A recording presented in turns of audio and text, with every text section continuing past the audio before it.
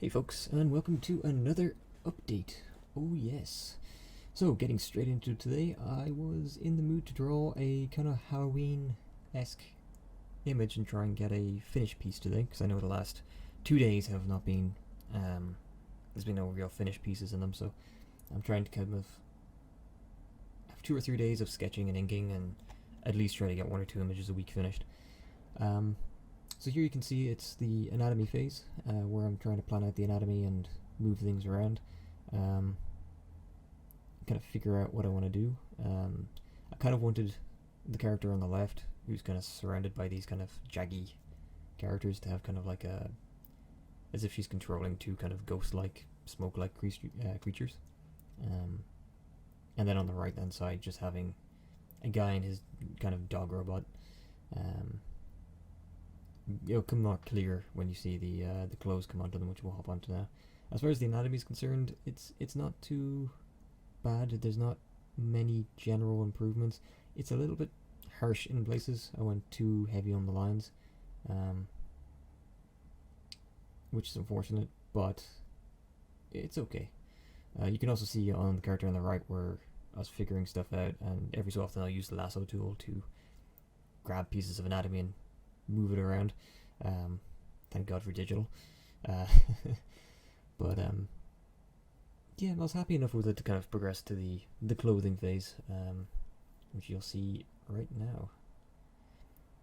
So the clothing phase, again, not a whole lot done with it. The character kind of in the middle, the human, I was thinking of just cutting out the image at this point. I didn't really come up for a use for him, whereas on the right hand side I have this kind of idea of kind of a almost Halloween headless horseman or scarecrow kind of character who's got a pet dog who also happens to have a floating half organic half robotic human corpse that's attached to its power supply for reasons. And then for the woman, I was still considering doing the ghostly aberrations that she would command. So I would give her kind of like a nice long dress that's kind of gives her an air of like a almost vampiric look. But yeah, I was still figuring out at this point where I wanted to go with it. Clothes I think are getting better.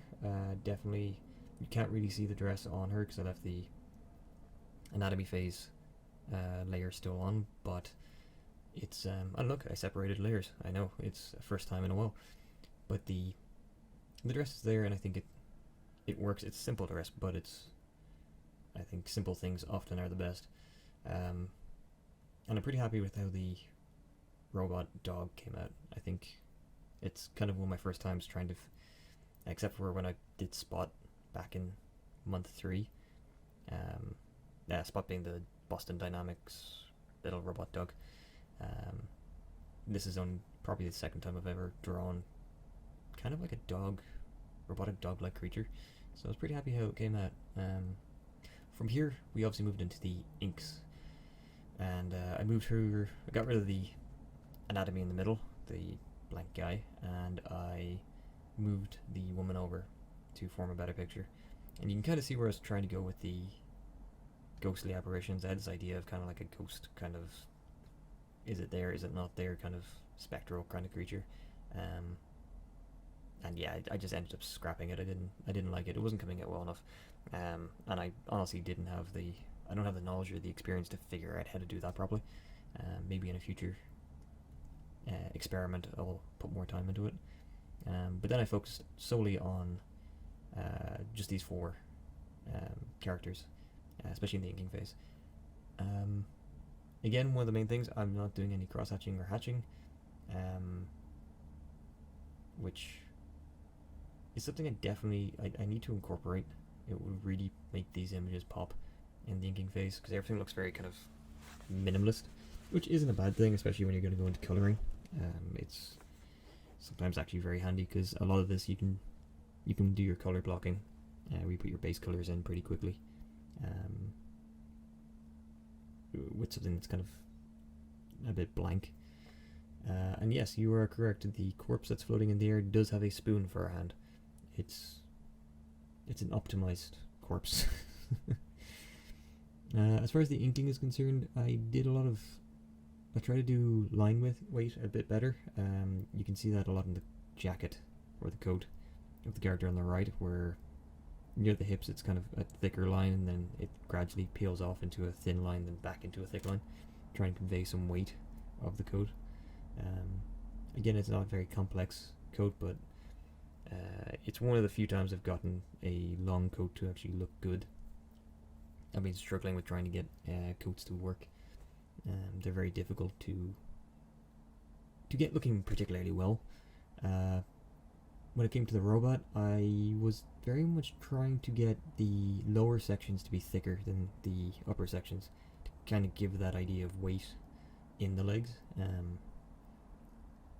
And I don't know, like, inking is getting better gradually, but it's not getting better incredibly quickly, so it's kind of there's not much I can point out that's super different, but there is slight adjustments each time I do it that are slightly better, I think.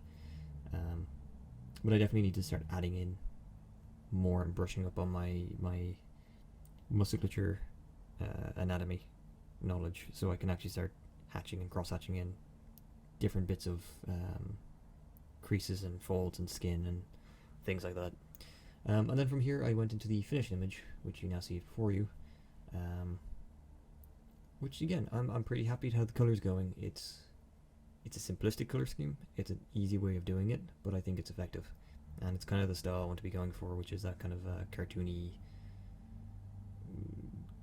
sketchy, almost like watercolory kind of paint scheme, rather than doing something that's super realistic or anything like that. And yeah, I was pretty happy with how this one came out. I think it's a solid finished image, I think. There are obviously a lot of things I can improve on. Again, I really wish I had done some line work, even just some hatching, or just along like the spine of the floating corpse would have really helped in between the discs. But again, looking back on this stuff, it's always the case. I'm always going to find things I should have done and how I should have improved on this and that. But I think it's pretty good. I could even cut out the female character on the left and just have the floating corpse of the dog and the guy on the right. But again, I think the whole image works. I think it looks good. The green line kind of splitting up the left hand side was actually an accidental thing, but I think adds a little bit of oomph to the background. Definitely changing the background from a white to just about any color does help an awful lot. And yeah, as far as the coloring's gone, I've gotten a little bit better with, again, trying to minimize the amount of times I use highlights and shading and trying to blend it a lot better. I'm really focusing on trying to blend it in, so it's a bit of more of a natural and not so stark of a transition, but it's getting there. It's definitely getting there. Alright guys, well, that's me for another update. Thank you all so much for watching. I hope you've enjoyed. Please remember to like, comment, and subscribe.